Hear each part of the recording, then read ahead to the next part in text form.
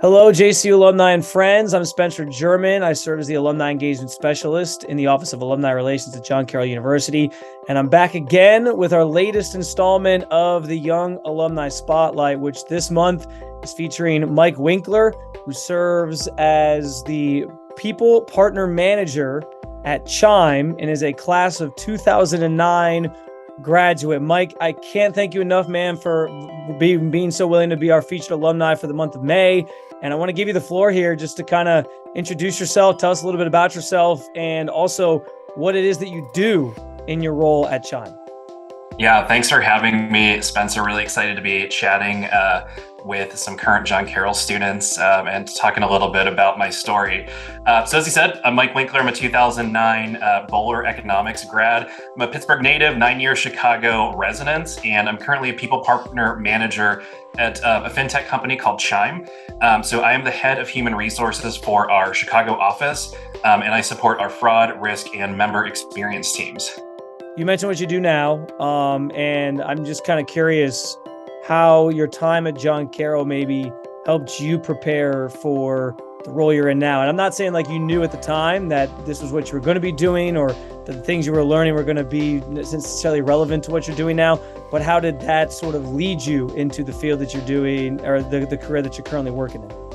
Yeah, it's kind of funny how I ended up in human resources. I almost fell into it. At first, I thought I was going to be a financial planner, although I do see a lot of overlap between what I do between helping people with strategy and financial planning and what I do in human resources. I guess thinking about my time at John Carroll, I think there's kind of like the academics and the degree itself, and then there's what I did besides the academics. So I'm thinking about the extracurricular work I did with Sigma Phi Epsilon fraternity. I was the VP of Finance, and during my time in VP of Finance, I really had to learn how to make business cases to the chapter to influence and win votes needed for some changes in terms of our financials. And really, currently, my entire job is about working with senior leaders, advocating and influencing others. That's really the work that you have as a people partner working with executives. And then I think about the academic side of things. You know, a lot of times people kind of go, you know, you're economics and you're in human resources. How did that happen? And, you know, I really think it's an ideal degree for HR because economics teaches you how to manage complexity. So you think about being a people partner and supporting senior executives with their strategy, and you kind of come in with, here's some people programs we can do to make sure that you execute on your business strategy for the year. So a lot of my work is working closely with those leaders and evaluating situations from the people side of things, identifying the root of a complex issue, weighing options and alternatives, thinking about unintended consequences, and making a clear action plan going forward. I feel like economics is really a way of thinking, and that way of thinking is something that I use every single day in my job as a people partner. And that's why there's more econ majors who are human resources professionals than you realize, because it's that method of thinking that you're learning during your time studying economics. And also working for a financial technology company, it is helpful to understand economic concepts and really working alongside other people who have economics degrees or financial backgrounds as well. It really helps us all talk the same language. Yeah, it's all very fascinating. I think it's interesting. Just, it's always valuable, I think, to just have a degree that can be flexible and, not necessarily limit yourself. And it's funny how sometimes one thing you think you might be doing or one major you might have in college ends up leading you to something completely different. Along those lines, just what was your path after your time at John Carroll that led you to Chime? I imagine there's other roles you've had, other jobs you've had. How did you end up to where you are right now?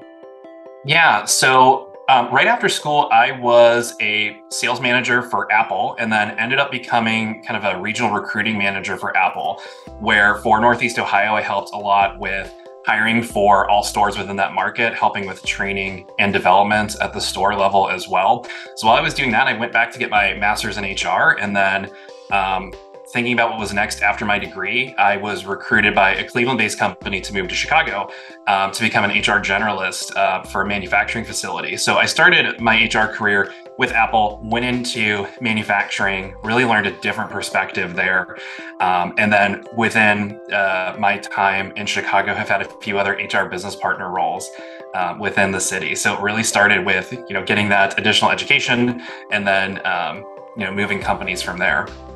Couple more here. What would you say as you think about your journey and where you are right now? Just what are your long-term goals you think for yourself? And I think what's interesting about this question too is that I'm sure that's changed over time. Like what you thought you wanted in college when you were graduating might be different than what you think you want now. Yeah, and I think about what I love to do, and that's really creativity involved with my professional career and always trying to find the next big thing and the next big pivot in terms of the HR field. So I think for me, the current one is really wanting to become near term, a subject matter expert on really understanding how AI is going to impact HR. As we know, AI still has a lot of room to grow, but it's definitely the current hot topic. And I think a lot of people are trying to understand, how does AI impact every single thing we do as human beings? And I don't think HR is going to be an exception to that. So I really have started to and want to continue to dive into understanding the implications and figuring out how HR and AI are going to integrate within the near term.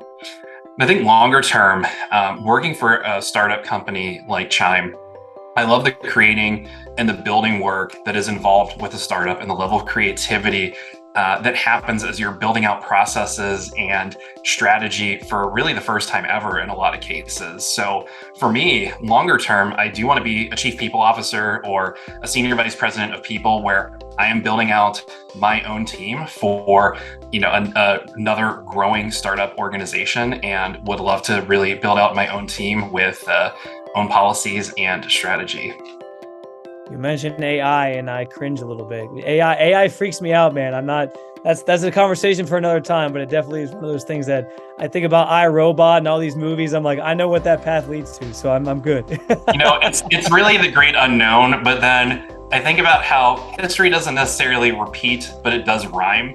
And if you think back to any other major technological shift like computers, people thought computers were going to replace every single person's job. And really what ended up happening is it became yet another tool to maximize productivity and creativity for humans. It didn't necessarily replace us.